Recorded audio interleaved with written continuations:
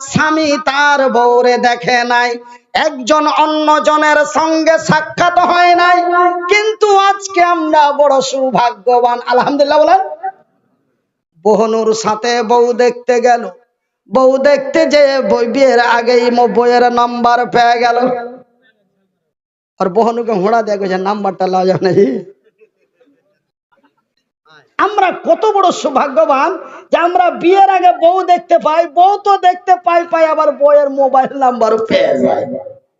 দেখো, আজ থেকে 45-50 বছর পূর্বে ছেলে তার বাবার উপরে ডিপেন্ড করতো, ছেলে তার বড় ভাইয়ের উপরে ডিপেন্ড করতো, ছেলে তার দাদু চাচার উপরে ডিপেন্ড করতো। আমার বাপ যাহা দিবে তাহাই আমার মঙ্গল, মাশাআল্লাহ। কিন্তু আপনারা বলবেন তবে কি বিয়ের পূর্বে বউ দেখতে যেতে পারা যায় না নাকি? না না, আল্লাহ তার রাসূলের বিধি বিধানে রয়েছে ছেলেটা বিয়ের পূর্বে তার বউকে দেখে আসতে পারে, বা ছেলে যদি বলে দেয় তোমরাই গেলে আমার আলহামদুলিল্লাহ, সেটাও করতে পারে, এটাও করতে পারে। কিন্তু আজ থেকে 45-50 বছর পূর্বে ছেলে এটা ম্যাটার মনে করতো না, নিজে দেখতে যেত না, ভাই চাচাদেরকেই পাঠাতো। ভাই গো, কিন্তু আজ থেকে 1400 বছর পূর্বে মক্কার মাটিতে নবীর জামানায় সেই আব্দুল্লাহ বিন রাওয়াহা বিয়ে করে বউ নিয়ে বাড়ি এলো। বিবি তার স্বামীকে দেখে নাই, স্বামী তার বিবিকে দেখে নাই, বউ তার স্বামীকে দেখে নাই, স্বামী তার বউকে দেখে নাই, এক অন্যের সাথে দেখা হয় নাই। সন্ধ্যা হলেই হবে তাদের সোহাগ রাত, সন্ধ্যা লাগলেই হবে তাদের ফুল সজ্জার রাত, সন্ধ্যায় হলেই তাদের হবে বাসর রাত। এই মুহূর্তে বৈকাল 4টা 4:30টার দিকে নবী আব্দুল্লাহর বাড়ির দরওয়াজাতে এসে, আব্দুল্লাহ, লাব্বাইক ইয়া রাসূলুল্লাহ, আব্দুল্লাহ রে বাড়িতে আসো, তাড়াতাড়ি বাড়ি থেকে বেরিয়ে যাও। ভাই গো, আমার নবী রাহমাতুল লিল আলামিন, ইসলাম লা ইকরাহা ফিদ্দীন, इस्लाम कभी जबरदस्त नहीं है और इस्लाम कभी जबरदस्त नहीं हो सकता। भाई गो, আব্দুল্লাহ যদি একটু ইশারাতান নবীকে বলতেন, ইয়া রাসূলুল্লাহ, নবী গো আপনি জানেন কি জানেন না, আমি নতুন বিয়ে করে আজকে বউ নিয়ে এসেছি, আগামী কালকে জয়েন করলে কি চলবে না? এমন ছোট্ট একটি দরখাস্ত যদি আব্দুল্লাহ নবীর কাছে করতেন, আমার রাসূল একবারের মতো তারে দ্বিতীয়বার আর ডাকতেন না।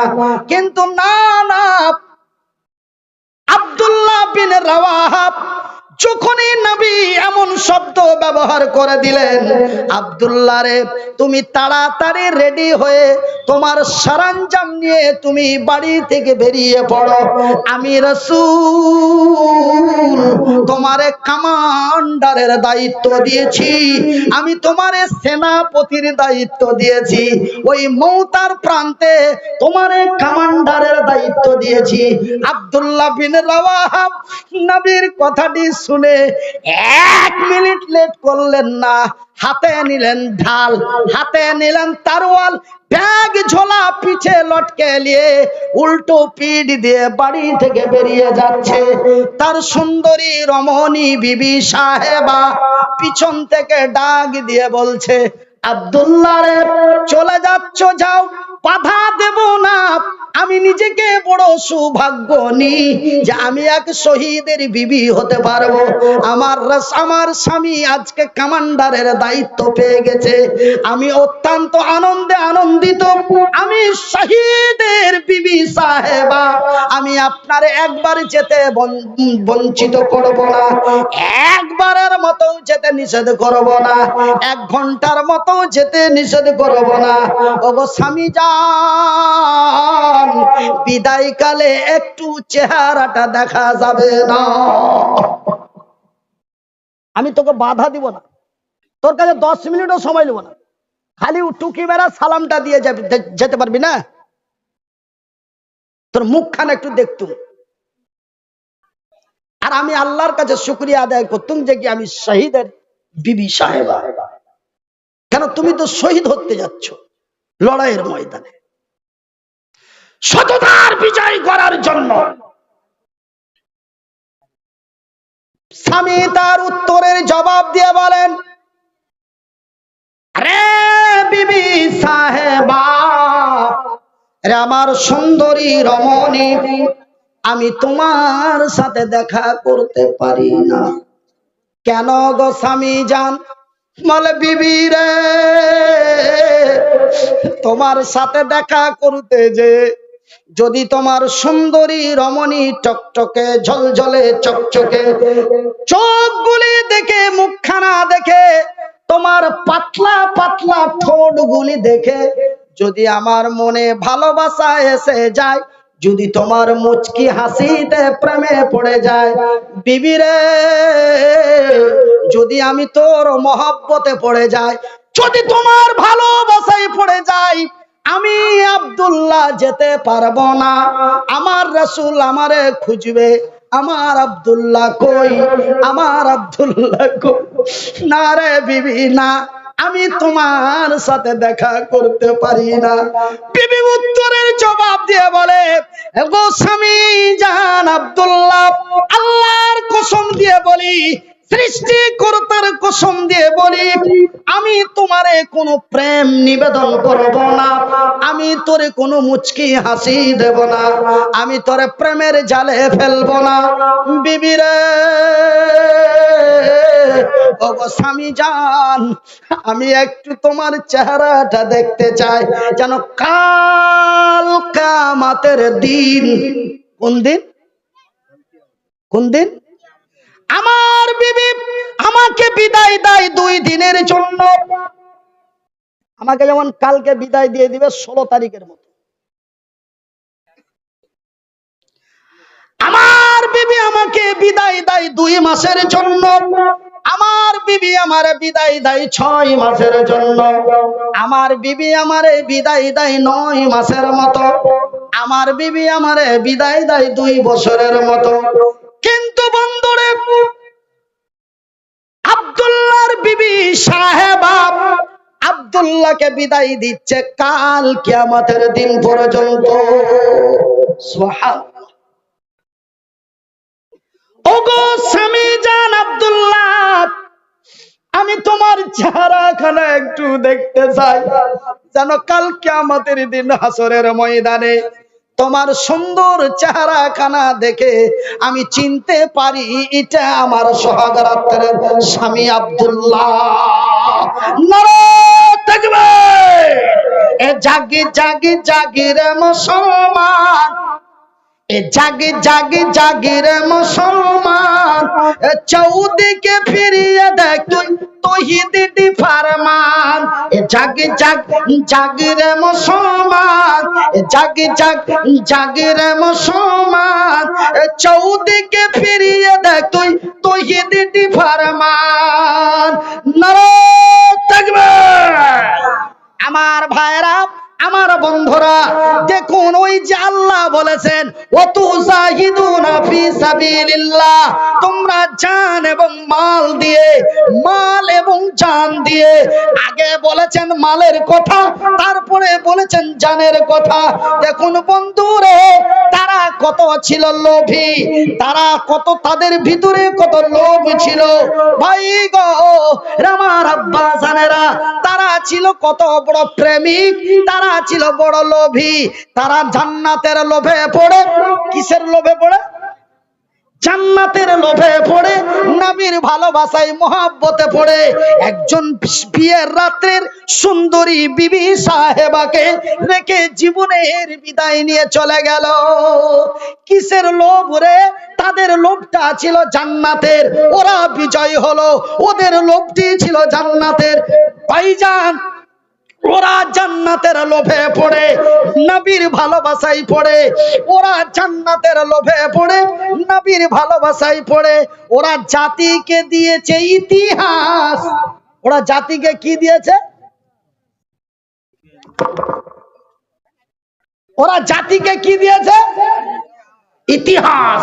এরা ধন সম্পদের লোভে পড়ে, এরা ধন সম্পদের লোভে পড়ে, এরা সুন্দরী রমণীর প্রেমে পড়ে, এরা জাতিকে দিয়েছে কলঙ্ক।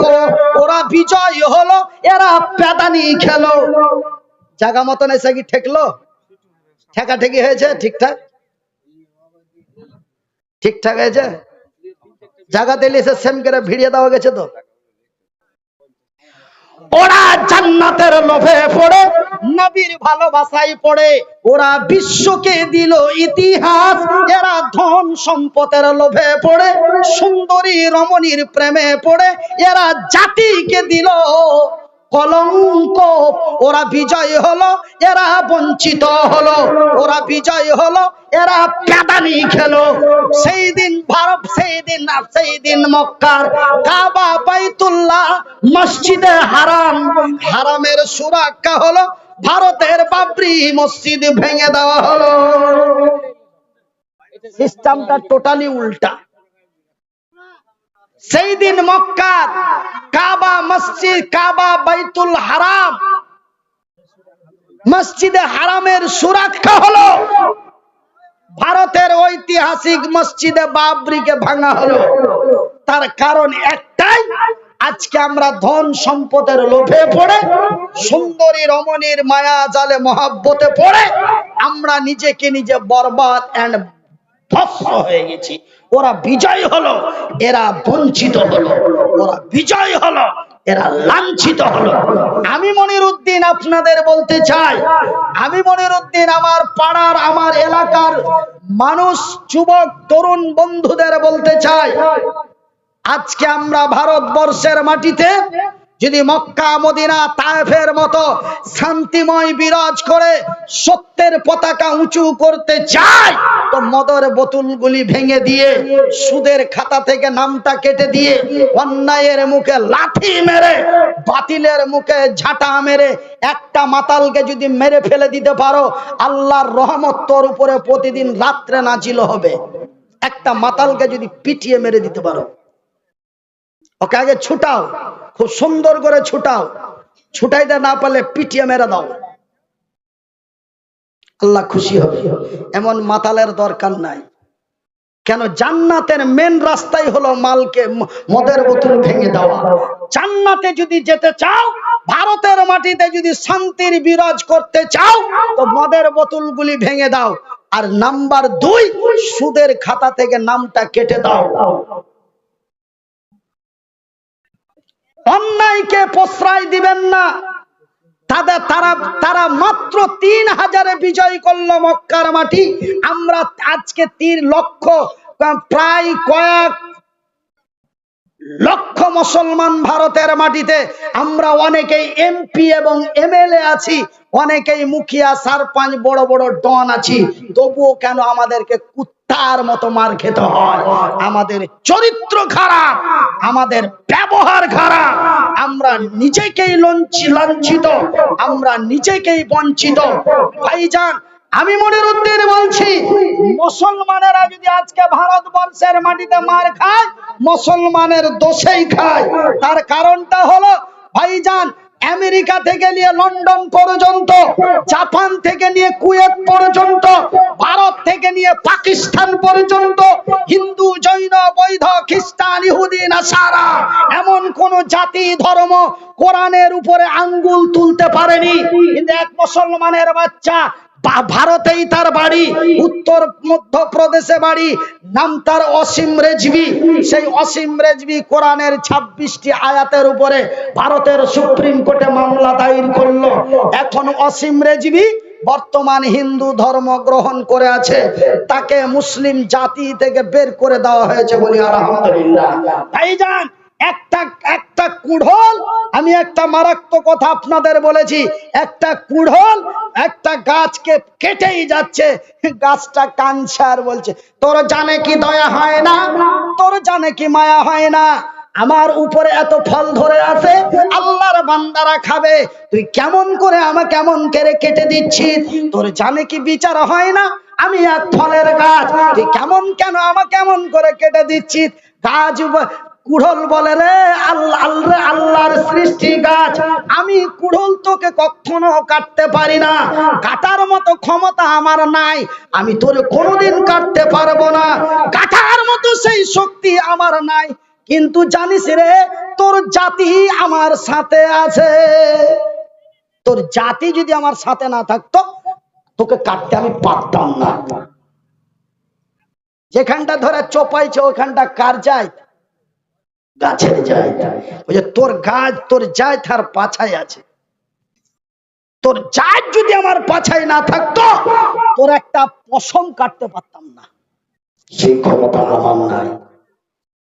আজকে ভারতবর্ষের মাটিতে পেদানি যদি খায়, এদের চরিত্রতে এরাই খাচ্ছে পেদানি।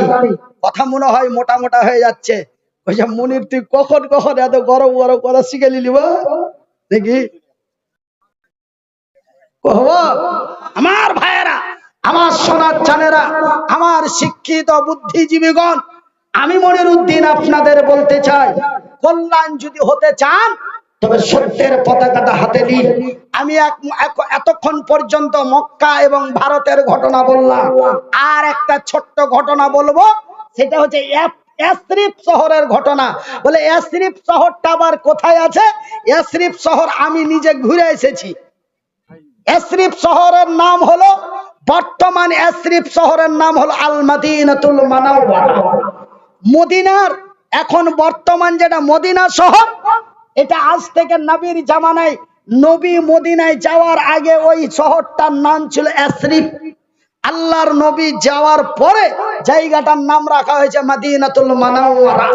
সেই মদিনাতে আমি 15 দিন কাটিয়েছি এবং প্রতিদিন আমি নবীর কবরকে সামনে রেখে নামাজ পড়তাম বেশিরভাগ। আমার ভাইয়েরা, আমার বন্ধুরা, 2006 সালে গেছিলাম আমার আব্বা জানেরা। তবে আমি এই সেই ইয়াসরিব মদিনার এক নওজোয়ান তরুণের কথা বলবো। সেই তরুণ বিশ্বকে কি ইতিহাস দিয়েছে। তবে সেই কথাটা বলার আগে আপনাদেরকে মাত্র 15টা মিনিট একটু বিচলিত করব। বসে থাকলে আলহামদুলিল্লাহ, চলে গেলে 42 বার মাশাআল্লাহ। হ্যাঁ, চলে গেলে তার মানে যখনই সবাই আপনারা উঠে পেটে পুয়াল থুয়ে চলে যাবেন, তখন এই লোকটাকে ওই লোক নাই জন নাই, ফের আবার কালকে বহরমপুর যেতে হবে, ছেড়ে দিচ্ছি। কত বড় সুবিধা করে দিলেন তো, মাশাআল্লাহ বলবো না? মানে চলে গেলি যে আমি ছুটি পেয়ে গেলাম, চলে গেলে ছুটি পেয়ে গেলাম। এই 15 মিনিটের মধ্যে যদি চলে যাচ্ছে আমার কোনো ক্ষতি নাই, থাকলে আলহামদুলিল্লাহ, না থাকলে 42 বার মাশাআল্লাহ।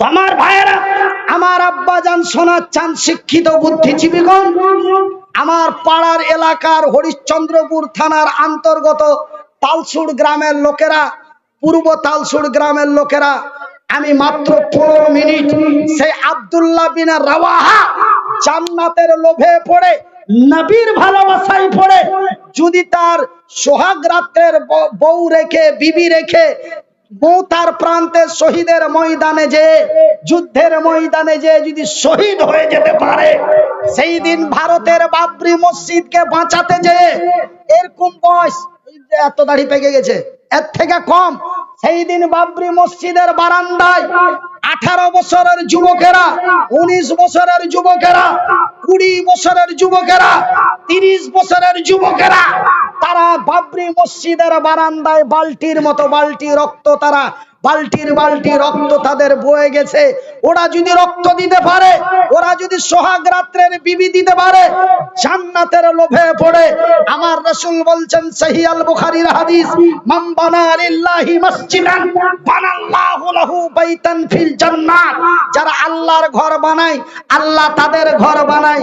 আল্লাহর ঘর বানা হয় আল্লাহর জমিনে, আল্লাহর ঘর বানা হয় পূর্ব তালসুড়ে, আল্লাহ বান্দার ঘর বানায় তার জান্নাতে। জান্নাতের ঘরের লোভে পড়ে আলহামদুলিল্লাহ এরা যেতে লেগেছে। আমি জানি পয়সা চাইলে এরা সারপাট মেরে দিবে। হ্যাঁ, তা আমিও খাইতে এসেছি, দানবকে যে একটু পয়সা চাই, আমার কিন্তু পয়সা চাইতে বলেনি। হ্যাঁ, তো আমি জানি যে টাকা পয়সা চাইলেই উঠে পাইছে পালিয়ে যাবে, ওই জন্য আমি টাকা পয়সাটা চাইতে একটু লেট করছিলাম। হ্যাঁ, আর আমার এই মজিবুর ভাই নাকি, এই মজিবুর ভাই আর আমি ওনার বাড়িতে আলোচনা করছিলাম, আজি ভাই আজকাল স্টেজে কালেকশন খুব কম হয়েছে, কিন্তু আগে কুষ্টি মেরে দিয়েছে, তুমি 5,000 দিয়ে দিয়েছো, তুমি কি আর টাকা দিবে? মন খুশি দিয়ে 100 দিলে। তো যাই হোক, আমার মায়ের আমার বোনেরা, মাত্র 15 মিনিট সেই আব্দুল্লাহর মতো, আব্দুর রহমানের মতো, আবু উবাইদার মতো, হযরত হানজালার মতো তারা যদি নিজের জীবনকে শহীদ করে দিতে পারে, আপনারা অনেকেই 2000, 4000, 5000, 3000 করে চাঁদা দিয়েছেন, আমার কাছে ইনফরমেশন তা খবর আছে, কিন্তু এখন আমি আপনাদের ছোট ভাই ছেলে হিসাবে অনলি 500 করে টাকা 10 জন, একটা করে 1000 টাকা 10 জন। আমি জানি আপনি 5000 টাকা চাঁদা দিয়েছেন, কিন্তু মুনির ভাই চেয়ে নিয়েছে, জায়গা 5,500 नहीं হলো, জায়গা नहीं 6,000 হলো, এরকম একটা মনে করে আমার হাতটা খালি করে যাবেন না। অনলি 15 মিনিট আপনাদের কাছে আমি একটু তালসুর জামে মসজিদ না ওয়াক্তে মসজিদ, আচ্ছা আমার মজিবুর ভাইয়ের মা 1000 টাকা, মাশাআল্লাহ আলহামদুলিল্লাহ, আর একজন 100 টাকা, আর আমার এই মজিবুর ভাইয়ের ভগ্নিপথ, মানে আমরা যেটা বাদিয়া ভাষা বলি বহনু, বহনু নাকি, বহনু দিয়েছে 500 টাকা, বাদিয়া ভাষায় বলি বহনু।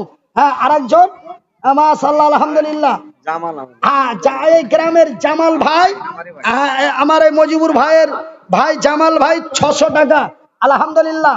হ্যাঁ হ্যাঁ, আমাদের এই তালসুর গ্রামের মফিজউদ্দিন 1000 টাকা, আর একজন আল্লাহর বান্দা 200 টাকা। হ্যাঁ আচ্ছা, শামসুল আলীর বাবা মারা গেছেন, 500 নয় 400 আছে। হ্যাঁ, তো 400 টাকা বাবার জন্য। এ দেখো গো দেখো আল্লাহ, বান্দা তোমার ছিল একে একে কতজন তারা এসে গেল, কেউ 1000 কেউ 500 টাকা দান, বা বিদেশে আছে। আচ্ছা, শুনিলাম ছেলে তার আছে বিদেশেতে, ভালো করে রাখো খোদা তোমারই দয়াতে, একে একে দেখো কতজন এসে গেল, কেউ 500, কেউ 1000 দিল, কেউ 200, কেউ 300 দান। হাজি বাজি আর এখন দিতে পারবে না? আরে তুমি আমার জামাই জি, হ্যাঁ মুনির বক্তার জামাই, আমি কত বড় নাম হবে রে বাপু, আর এখন দিতে পারবে? পারবে বাজি, পরে দিয়ে দিও, লিখে দিছি। আচ্ছা, আমার জামাই স্থানী 500 টাকা নগদ, 500 টাকা বাকি, লেখেন দাও দাঁড়িয়ে আগে আগে টাকা খান্ডার দিকে লালচ। আচ্ছা লোকটা আমি থুয়ে দেবো, বুঝতে পারছেন? হ্যাঁ আসেন। তো আমার জামাই, মানে আমার কাকাতো ভাইয়ের জামাই শামসুদ্দিন সাহেবের জামাই, মানে মনিরউদ্দিন সাহেবের চাস্তো জামাই, তো মাশাআল্লাহ 1000 টাকা, আর একজন 500 টাকা, মাশাআল্লাহ। হ্যাঁ, আমার মজিবুর ভাইয়ের কাকা 500 টাকা, আর এটা 2000 টাকা দিল আমার ভাই। হ্যাঁ, শ্বশুর শাশুড়ির